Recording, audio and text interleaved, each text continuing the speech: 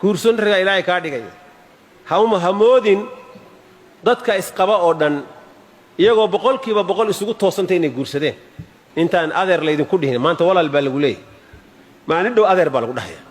markaas xanaaqaysa adeer marka lagu dhaho maxaad xanaaqi adaa ila adeernimo soo joogay waxa weeye nin 30 jir oo isu haysta inuu ciyaal yahay wali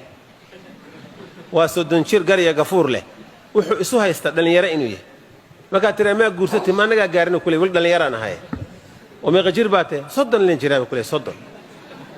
war 30 sano wax yar baa aabaa markuu ku dhalay 30 sano waa ka yaraa